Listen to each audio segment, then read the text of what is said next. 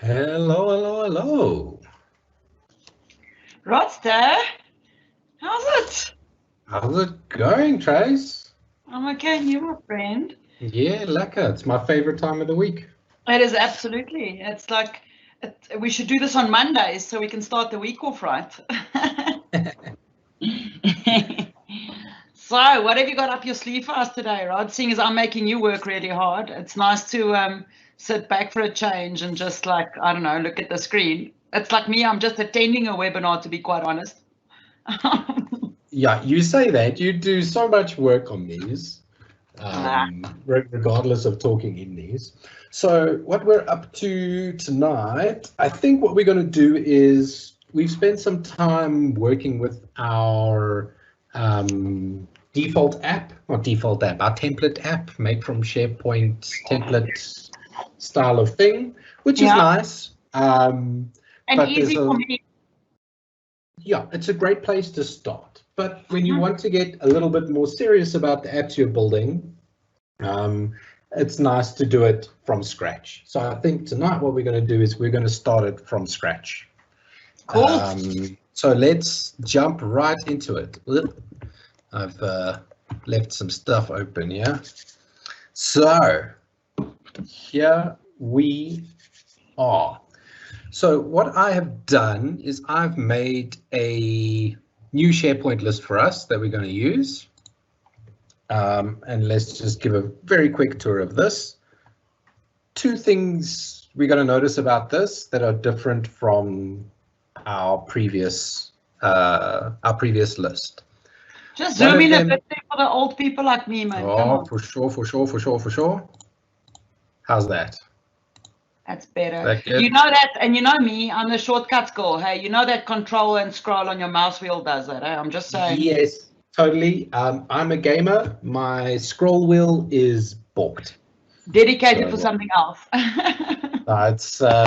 It's been used too much and it's super unreliable. Okay, got it. So yeah, couple things you'll notice. First of all, everything that was a choice field previously is now a single line of text. Got it.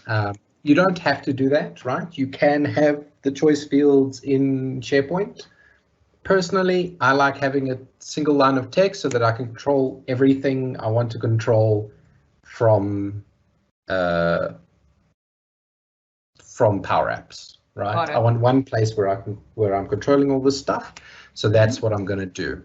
Can I quickly just please interrupt you? So let's say someone just watching this video for the first time. Can we quickly, and we don't have to build the whole thing, just quickly build a custom list and just add one column and just show the column choices, if you don't mind. Just add another custom. Absolutely. It's just always good to have it in there, you know, because some people actually join this and then they've never built a SharePoint list. So. Cool. So the way you would do this, when I get my things here. So if we go to probably the easiest way is if we go down to site contents, right? Actually, we can just do it on here, can't we? So just a note on that. There's a lot of people will say add an app there, and you know that I don't do that at all. I still go to site contents because I always say, when you go and buy groceries in town, you got to check your grocery cupboard first. Because let me tell you how many times I've built apps that I've built already. Yeah. But if I go to site contents first, it kind of just refreshes my memory with where I am, what I'm doing, and then I add app. Absolutely. But you can, on the home page, you can hit that list, but it is a good idea to hit your settings and go to site contents, which will show you all the contents of the site, right?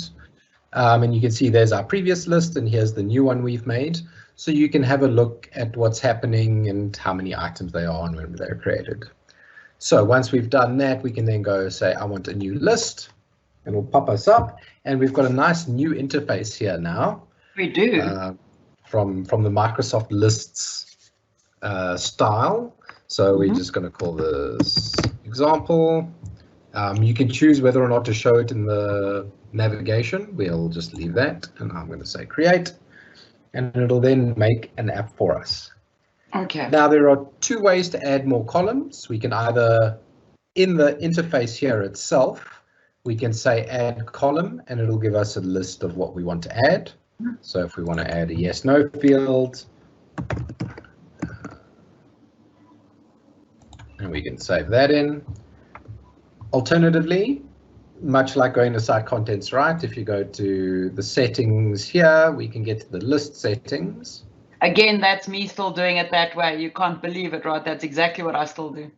Yeah, like I do too, I must say. Like this is the old school SharePoint view of how to do things. So that, and then you can create the columns here. Okay. And there's the column types. That was just important for me to you just to show that as well in the screen, and that's where you chose the different type of columns. That's cool. For sure. The other thing I'll note here is all of my columns are plain text, right? Oh, I got it. The multiple line, the plain text makes things much easier. Doesn't make all that garbage on the list like we had last time. It doesn't have all the HTML formatting, which will make our lives simpler. That helps me. And if I can interject one more time, because that's what I'm here for, by the way, if you didn't know this, people. Please. Is that good advice is, and I mean, building things in SharePoint's just become easier and easier, and especially now with building lists in Teams. I mean, man, it's like on the fly. Okay, please, everyone, if you build lists in SharePoint, please do planning up front. I always plan in Excel. I know this sounds crazy.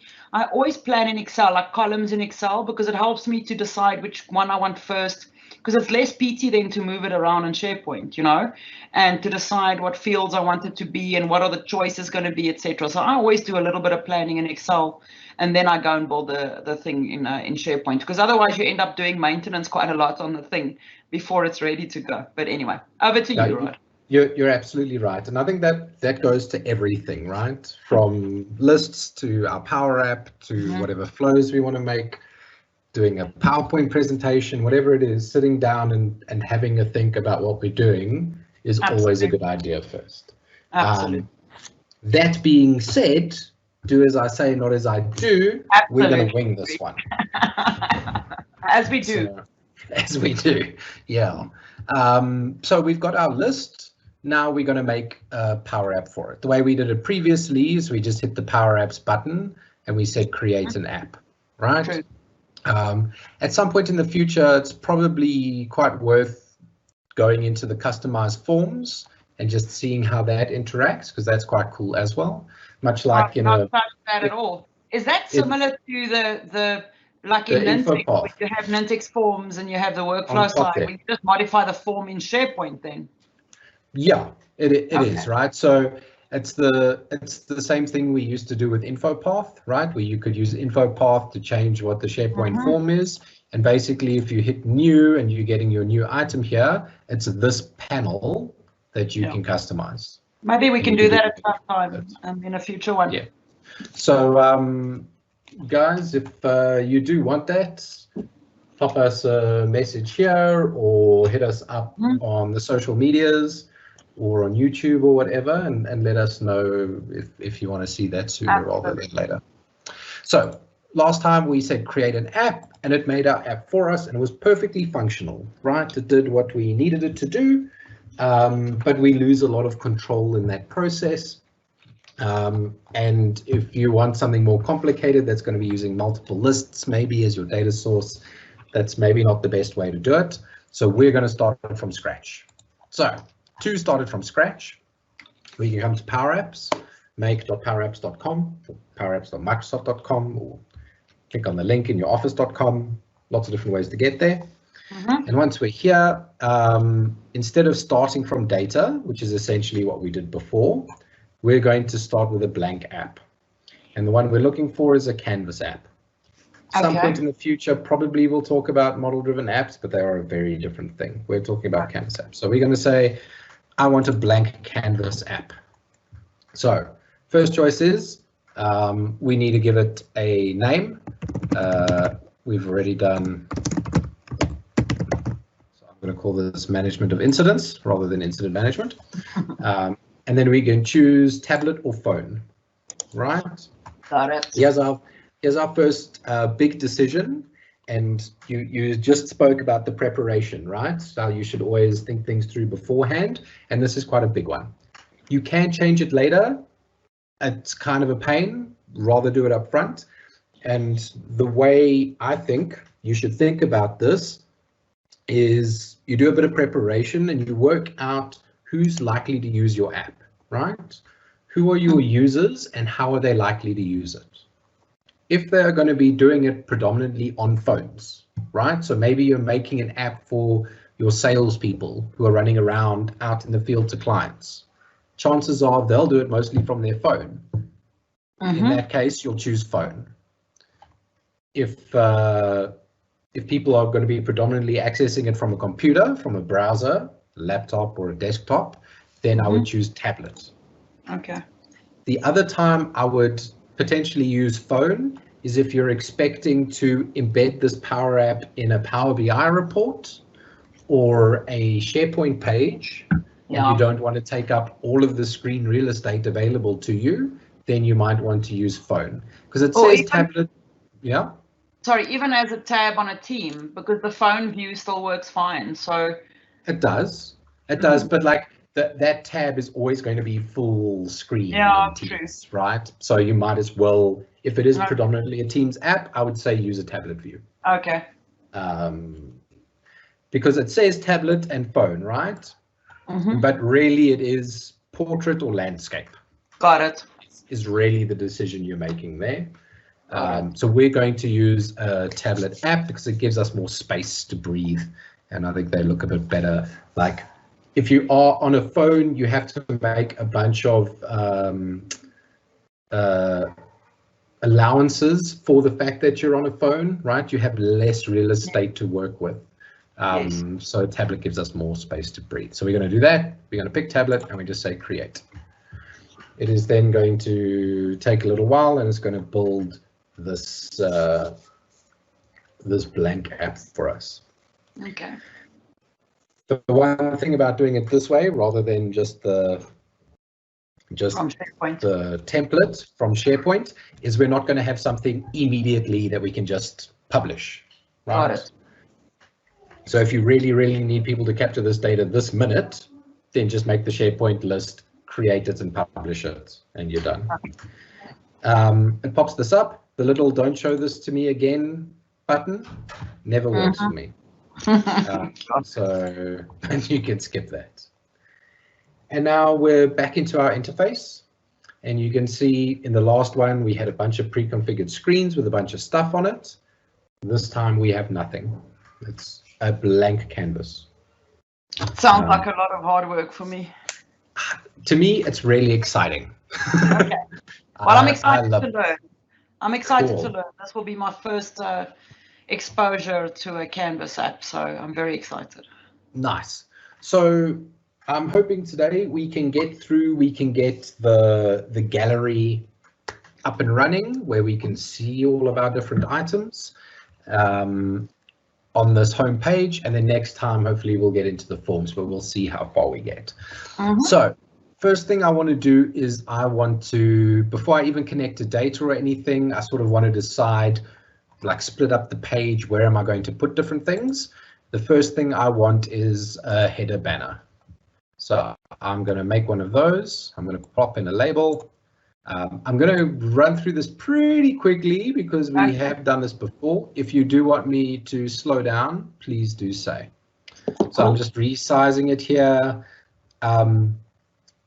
70, maybe let's make that 80, make it a little bit bigger, and we are going to call this incident management. And you must really check your spelling. I'm terrible at this. Okay. I'm then just going to go to the home tab. You can use the panel on the right. You can also use the property drop down here. For the rich text stuff, I usually just use the home tab. So I'm just going to center that. I'm going to make it bold. I'm going to, we'll leave it open sans because it's easy. And we'll make it a bit bigger. Cool. And then I want to change my fill here. And we're going to change this to, I quite like blue. So we'll go with blue. Okay, let's make it a nice dark blue, and we'll change the text to white. So that's going to be our color scheme. Okay. So I know I've got my banner up here, which will, and then everything below that is going to be my gallery, right? So the next thing when I'm building an app from scratch is, again, to my planning, right? So there's sort of, there's one thing that most people do when they're starting to build apps, and I'd like to tell you very much not to do. If you have an app where you're doing a bunch of different things, like for this specific one, we're probably not getting into that, but if we have a number of different tasks that we're letting people do in the app, there is a tendency, and it's very easy, to have your home screen, right, your first screen, your landing page, be just a page full of buttons, right? Makes sense. There's a bunch of different stuff I want people to be able to do. So let's put the buttons on the home page. And for this app, we might have a nice big pretty button for view my incidents, create new incident, edit incidents, right? We could have a number of buttons there. Okay. I would like to tell you, please don't do that, right? It's just more clicks for somebody to have to use when they open your app. They have to click to open the app, then they have to click on whatever button they want to do and take it there. It's really worth taking some time to think and be like, what is the most common task, right, that somebody coming into this app is going to do? And there will always be a most common task.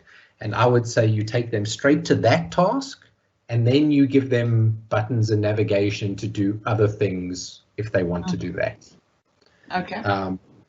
For this one, that's sort of not as much of an issue for us because we are just dealing with incidents. So we're going to give people on the landing page, we'll give them a list of the incidents that they've put in, and then a way to add new ones and edit them. Right, so we're really only dealing with one task here. So that being said, before we get into the gallery and how we're going to put it together, another thing we should do is always rename our controls. Right, I am very bad about this.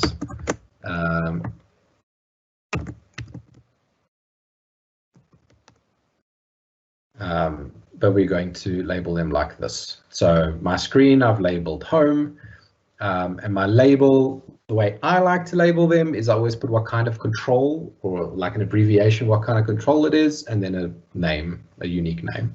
So this is a label and it's the header banner. So we're going to try to stick to that. Then I want to add my SharePoint list to my app so we can absorb that data. So I'm going to go down to my data tab here. Again, I could also go to view data sources, and that would do it. This is much easier. So I'm going to say, what are my connectors? I want a SharePoint connector because our data is in SharePoint. So let's do this. We'll use this one, and it's going to load our recent sites for us here. And hopefully it'll just pull up our site. Else we can go plonk in the, here we go. Here's our Power Platform site. And here's my list here. See, I've called it Power Apps Incident Management. If you are using a shared site with lots of different stuff in it, it's worth giving some sort of prefix, right? If you've got a site with lots of lists that you're using for apps and lots of different apps with lots of different lists, it's also worth making that prefix the app, right? So instead of PA, in this case, I'd put IM for incident management and then description. So I'm going to click that and I'm going to say connect, and it's just loading the data in here. And there we go. We now have our data source connected to our app. Nice and easy. So instead of having it just do that for us, we can add in a SharePoint list. Okay, so now we've got our data, we want to display it on the page. So I'm going to insert here, and I'm going to go down to, I want to insert a gallery, and we talked previously about how we're going to do this. I want a blank vertical, a blank flexible height, all of this. We're going to start off with a blank vertical. In another webinar in the future, I'm going to show you how to use flexible height galleries to make a concertina collapsible gallery, which would be quite cool. But for now, we'll stick to more or less the basics. So I've added in my gallery. I'm going to reposition it over here. We'll drag it down and drag it across. So here we have my gallery. And again, I want to rename all my controls. Incidents. And now we need to connect to data, right? So we're going to connect it to data. So if you just click connect to data, it'll show you all your data connections. You can also add new ones here if you want. So we could just do it straight from here. I like to do it all up front, and I'm just going to select that. And now the data source is connected, right? You can see the data source is connected there. Also, instead of doing that, I could have just changed the items property of the gallery to the name of my data source. It's quite cool. So now we've got this. We want to show some of the information. The way we're going to show that is with labels. So I'm going to pull in a label, and it will automatically default to something. You never really know what it's going to default to, but we're going to default it like this. So we've got the title. I want another one for probably the, I don't think we need to show the full description in the gallery, right? This is supposed to be a summary of the information, not all of the information. Yep. So I'm going to change the item.description that it defaulted to. And if I just hit the dot on this item, it will give us the list of everything we have. I think we want to show the severity, and the status is probably enough. So we'll show the severity. Add another one in here for us. And let's do the Okay, so because we connected the data source, you can then just go, and we added the label, we then go this item dot, and then you can select from the different columns. Yeah, essentially, yeah. Whatever attributes your data source has, you can then reference. Because we're in a gallery, each one of these controls is going to reference this item, right? Because we've got on just on the screen at the moment, we've got 3 different items. So we want to, it has to be for the relevant item for each one of these. Got it. I'm actually going to add one more here because I've also got a type. So I'm going to add in the type here, and I know what these are. And one of the other nice thing about Power Apps is it knows what you're looking for, right? And if you start typing, it will autocomplete for you. Sometimes when you do that, if you do it very quickly and Power Apps doesn't have time to catch up to you, it will overwrite stuff. Like it might take out the full stop to put in your incident type, and you'll have to go back and put that back in. Okay. So I think that's enough information for us here. There's 2 more things I want to do, right? So one of the things I want to do is I want to pull this up because we don't need all of the space. So we want to shrink it down. That looks a little weird though, because it's difficult to tell which item is which, right? So I probably want a little bit of a separator between these different things. So let's put in a separator. The way I'm going to do that is I'm going to add another label, and I'm going to have no text in this label whatsoever. Yeah, it's a nice way to just put in a block. I'm going to stretch it across the whole thing, but I'm going to make the height maybe 2 pixels. And because it's a gallery, it keeps on repeating that, or do you have to repeat the label now? Am I wrong? No. So when you're editing a gallery, if I click down here, it selects the gallery as a whole. Okay. And I can't add anything to that. If I click on the first item, it selects the item, and anything I add to that item is going to be repeated for every item. Sweet. And I'm just going to change the full attribute on this. In fact, without doing that, I'm just going to change the full here, and we'll use the same color from our from our banner there, and we can see there we've got little separators on each one. And let's shrink this up a little bit more. Let's not shrink that up more without moving our label up to where we want it. And then we can shrink that up to meet that. And there we go.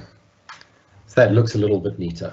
Similarly, you could make ones between the different columns. Most of the time, I don't think that's super necessary. You could also do stuff like for every second column, we could give it a like alert. Why won't you fold this for me? Okay, this is taking a little while. And in that way, you can get a highlight through that. Most of the time, I don't think that's super necessary, so I'm just going to leave that clear. Okay, so we have our gallery like this. That's also not hell of a great because we don't have headings for any of these, so we do have to put in some headings as well. And again, I've not renamed all of these. I'll just do it very quickly. We're talking about best practice. Whoop.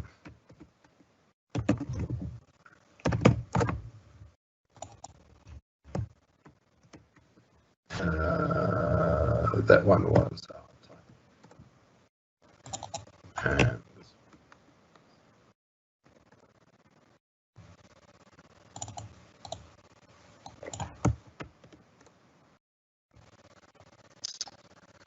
cool.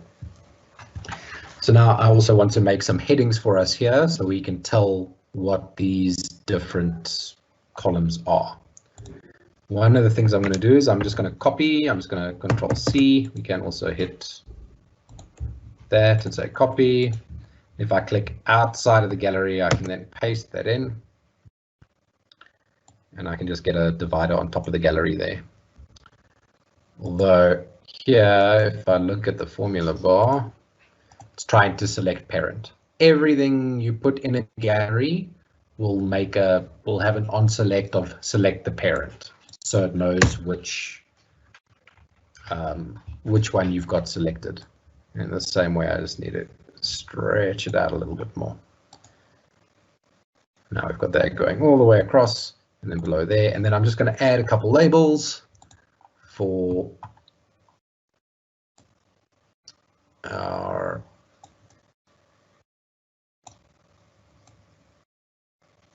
just to tell us what this. You do this quite fast, eh? Like build it from scratch, and I mean, what I like is that you're doing it better. I like to think so. I like to think I'm better than the You're default. proving me wrong. But like I do this quite a lot, right? And the more you do it, the more you do anything, the better you get at it. Like I'm just copy and pasting out these controls here. Of course, you know, there's that beautiful saying I always use for my students, but it's an Afrikaans thing, but it's Grieks word Frans and Frans word Afrikaans, which for those who's not South African, it's that Greek becomes French and French becomes Afrikaans, but that kind of means that it becomes easier for us, you know, the more you... The more you do it, the easier it gets. You're not wrong. So like I'm copy pasting out here and I'm using the grid lines, right? So if I hover in, it's going to snap to having the bottom at the bottom there or whatever. And I'm not, the way I should really do it is using X and Y positioning, either here or again here. We can give it X and Y. And if I was really, really good at this, I would use those and make sure everything's in the right place. Okay. I generally do that sort of looks right. Okay. And we'll just call this type.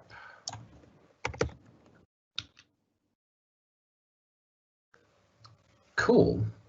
Then I want to relabel these. Not blibble.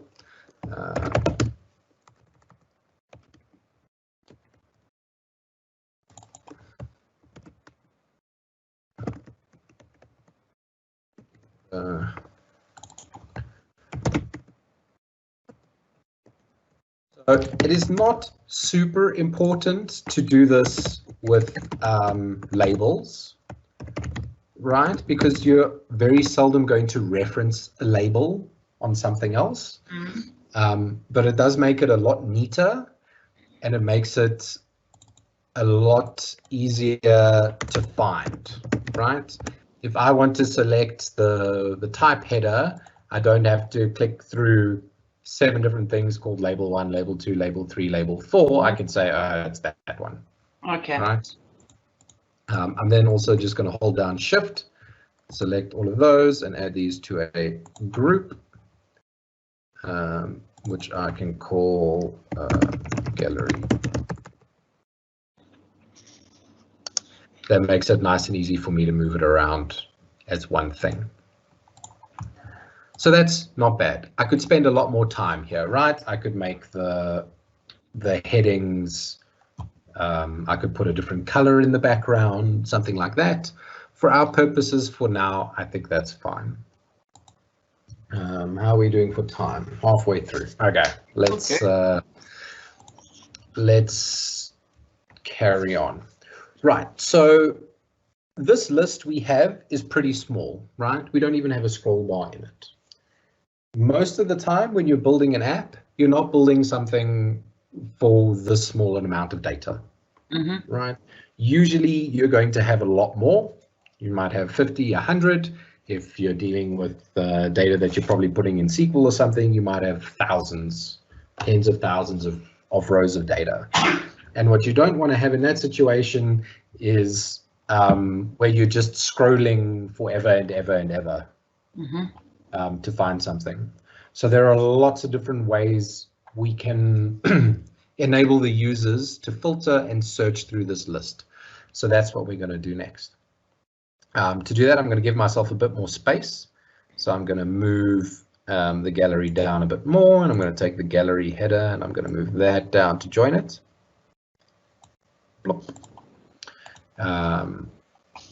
And then we're going to put some controls up here that will let us filter this down here. So let's first filter on the severity. Makes sense? So if I want to filter on that, the best way to do that probably is a drop-down box. So again, having my screen selected, not in the gallery itself, I'm going to say I want an input, and I want to drop down. That will give me a drop-down control. Now, I can go through and change the border and the background of the chevron there and all of that to match our color scheme. We're not going to do that now. In a future one, I'll talk about how to make that easier. And really, that sort of stuff we should do first. But I think having an idea of how all this works is sort of more important. So we'll just add it in for the moment. So I've got a drop down, and we're going to call it drop down severity filter. That's going to be important for us. Like your controls that aren't labels are very important to filter. If you're not going to rename anything else, rename those and buttons and galleries. So when we put it in the page, by default, it's going to have a drop-down sample data set, which is controlled by the items property of that drop-down. And if we have a look, you can see it's just got a 1, 2, and 3. That's not hell of a useful for us. We want to give it our own list. And I think we just do it like this, so we can say low, medium.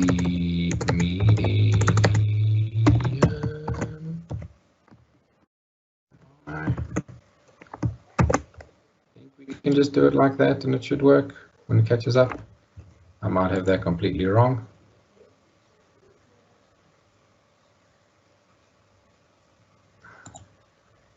Yep, got that completely wrong. Do we just do it like that then? Yeah, that's better. Oh. I'm messing this all sorts of up.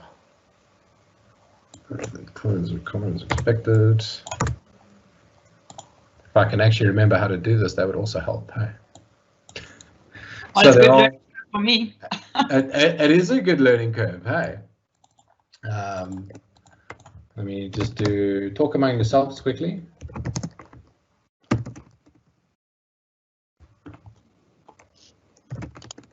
So 2 ways to do this. You can do it just in here, right? Where you do it like this. So it's not curly brackets or round brackets, it's square brackets. There we go. I had my brackets wrong. Quick Google is amazing. One of the reasons I love working with Microsoft, right? If you've forgotten something or you can't remember how to do it, basically everything is a Google search away. So if you want to control the drop-down values, you put it in brackets like that. Another way we can do it is with a collection or with a variable. That's actually what we're going to do here. We're going to make a little collection that will house this for us because we want to use that list multiple places, right? We're going to use it here for our filter, but next week when we get into building our form to submit this data, we want to use it again. So while we could just type that in again the next time, if we want to change it next time, then we need to change it multiple places, which you can do, right? If you want that sort of upkeep, you can do that. But I would rather have it in a collection. So I'm going to do it on a collection. So where I'm going to do that is when the app starts. So on the app here, we have the onStart property. And I'm just going to say clear collect. And this will make a collection. So a collection is basically your own data source that you're creating. You can create your own data source within the app without looking up externally. You can do your own, and you can put anything into it you want. It can be a JSON object if you're comfortable with JSON objects. It could be a list of different things with different columns and whatever. The one we're doing here is very, very simple. So I'm going to call it col because it's a collection, and I'm going to call it severity. All right, so the first thing you need to do is give it a name, and then you're going to give it different items. So what are the items? What are the items in this collection? And our items are low, and each comma will give you another one. Medium,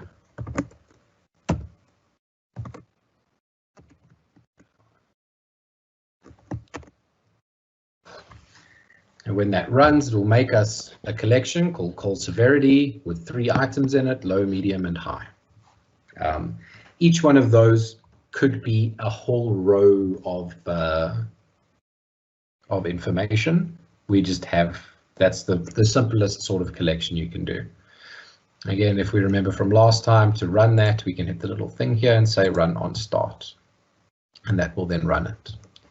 So if I go back here now, rather than putting it in manually there, I can instead call our collection, and there's my col severity collection, and it pulls that through for us.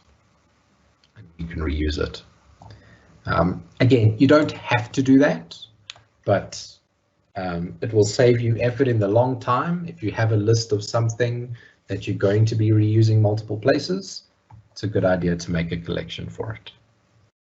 I hope that makes sense, and I'm not just being crazy. It's noted. It's noted. It's heavy on the brain, but it's noted.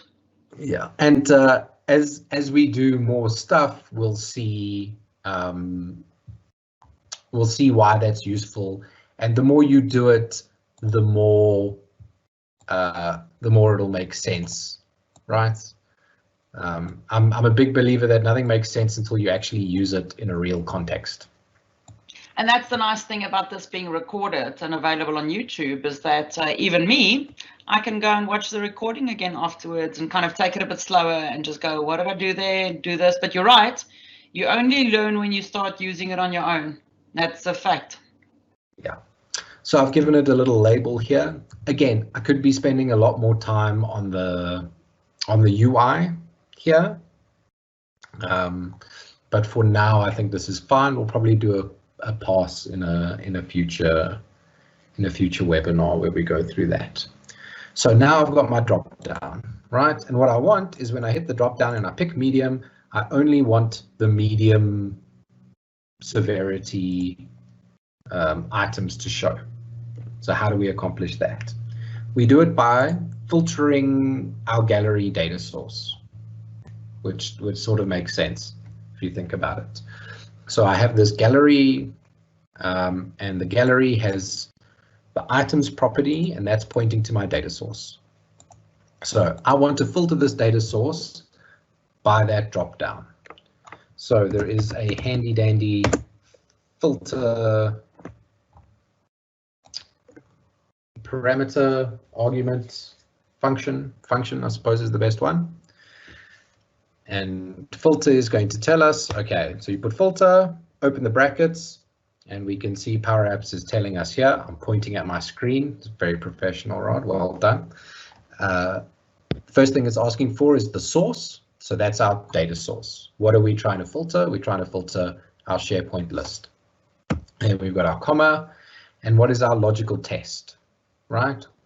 How are we filtering it? Well, I want to filter it where, and you see, if we go here and we start scrolling down, we can see it showing us all the different information we have in the data source, right?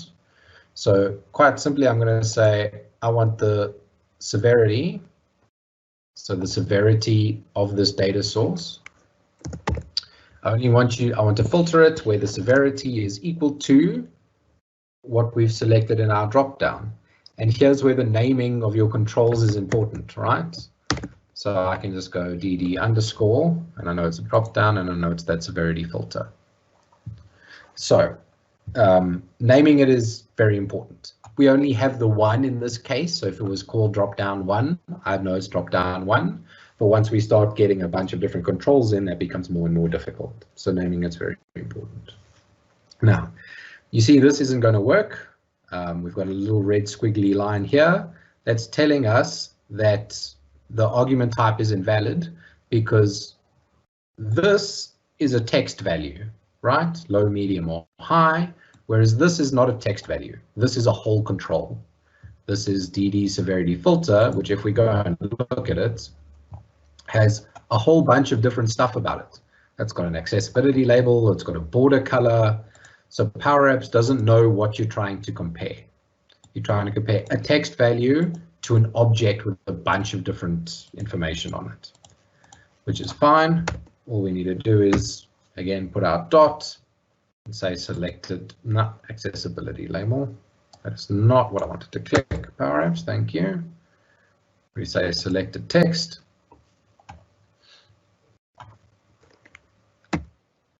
That.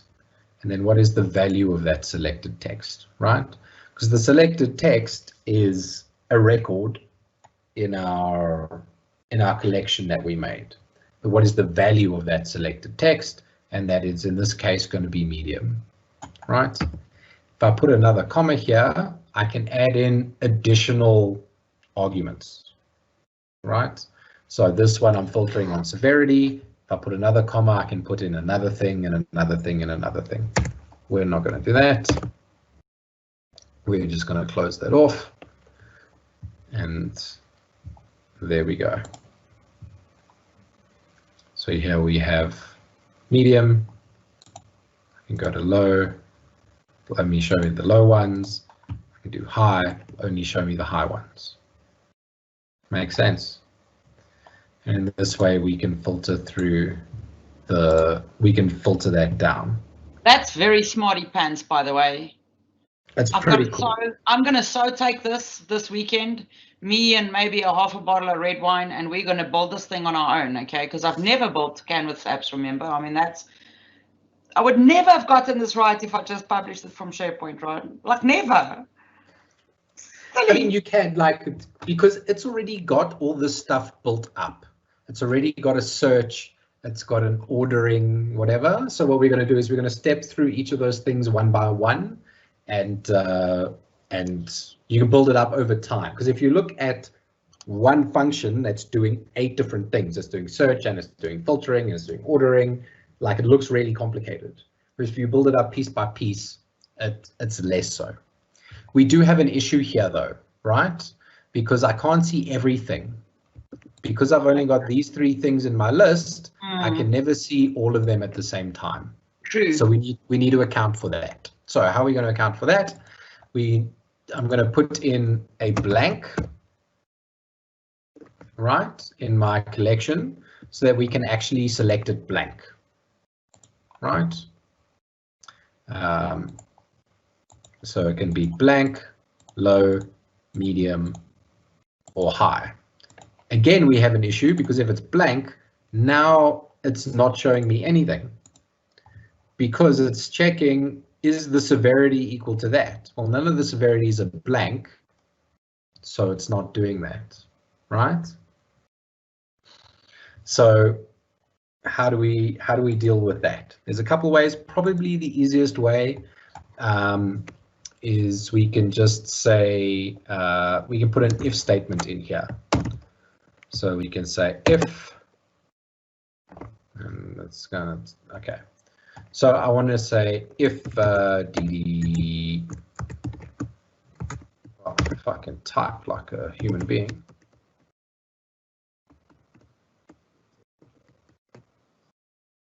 Text dot equals blank, right? So if it's our blank value, then I just want to return the whole thing. Otherwise, I want to return the filter value.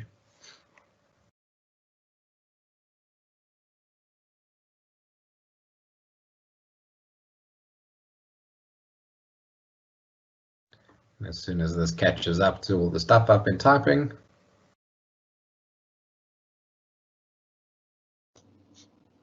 you're just so good, right? You're even faster than the system, man. Yeah, it can sometimes be very slow. Tonight, it is exceptionally slow. It might be because I'm also broadcasting. I'm on a call, and I'm doing a bunch of stuff. So this should be.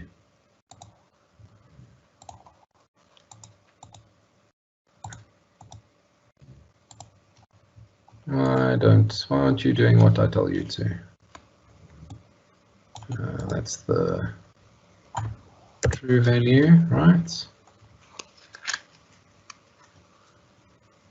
That if it equals blank, did I do it like that? Yeah. Maybe let's just none. Maybe it doesn't like that.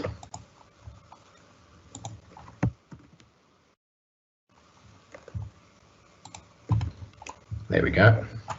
So I didn't like the blank space there. Probably work with a null, but that works. Again, no.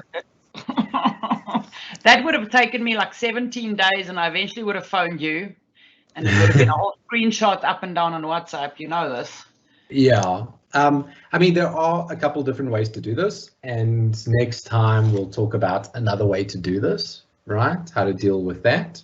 But if you're just starting out and you want to build this up, this is probably the easiest way to break it down logically, at least to me.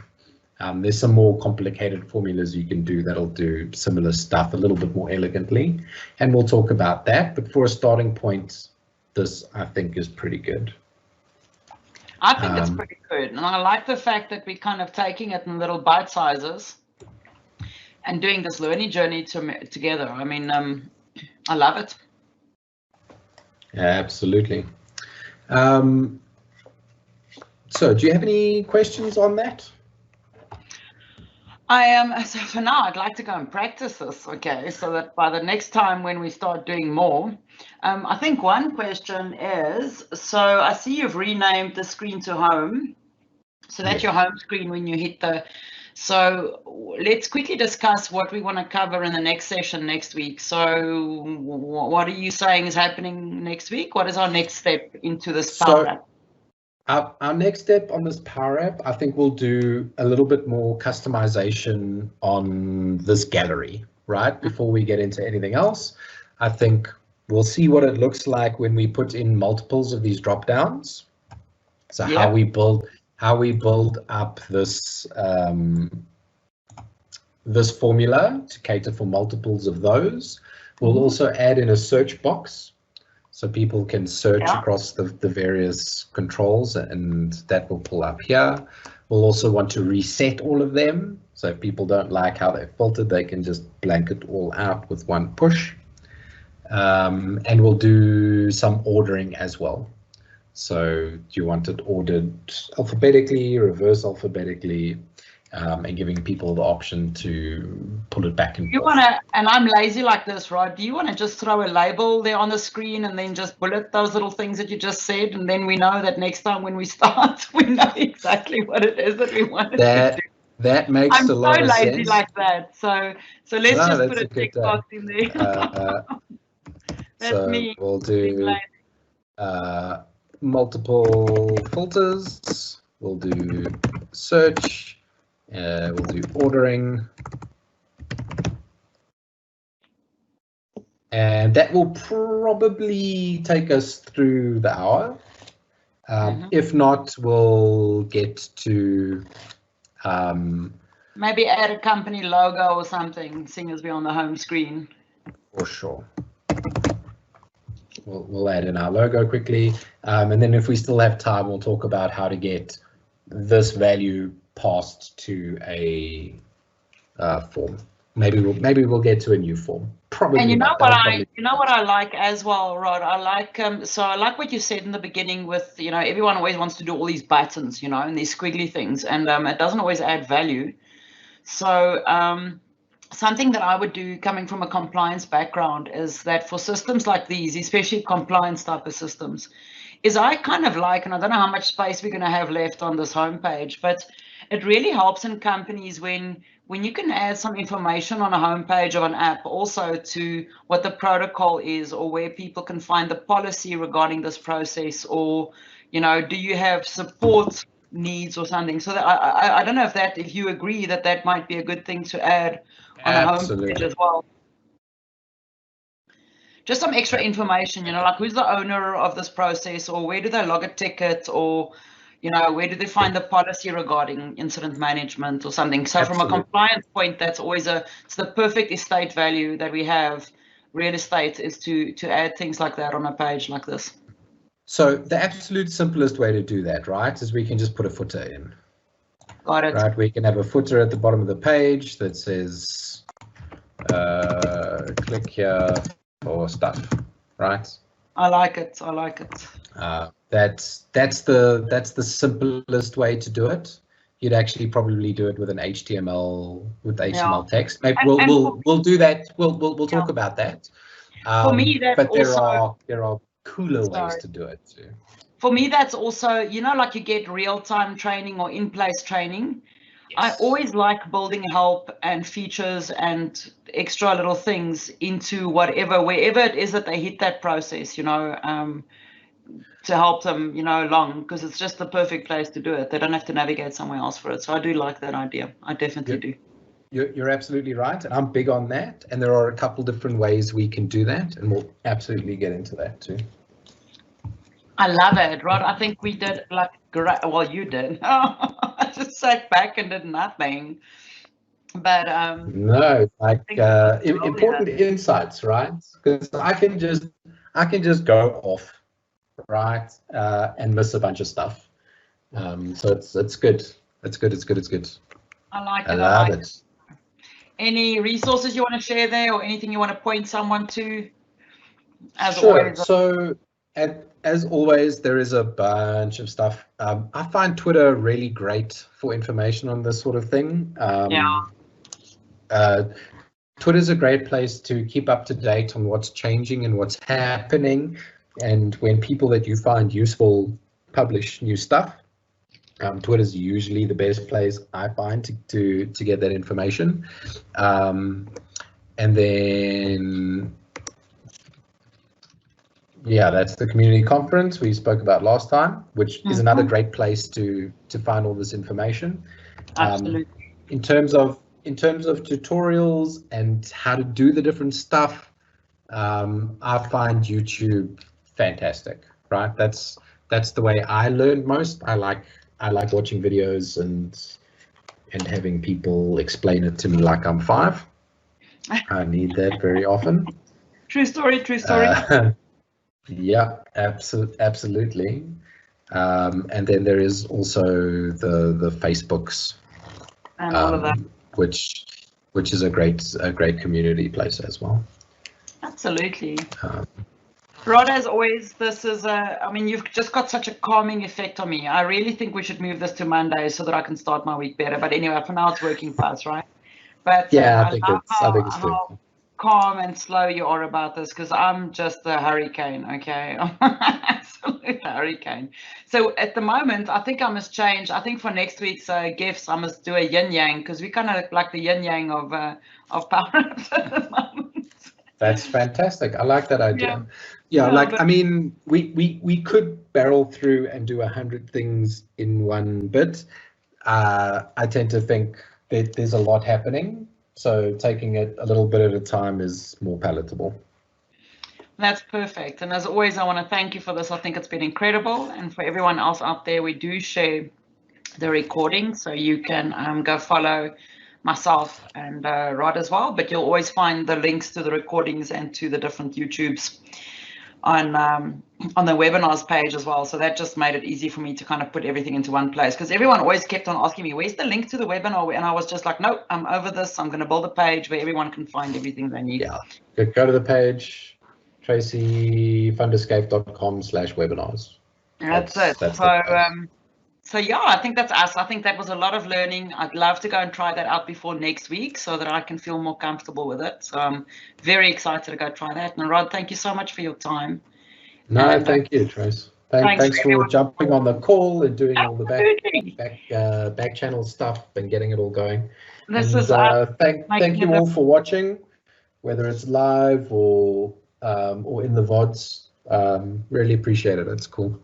Absolutely. Take care and stay safe, everyone. And thanks, Rod. We'll chat again next week. Sweet. Cool.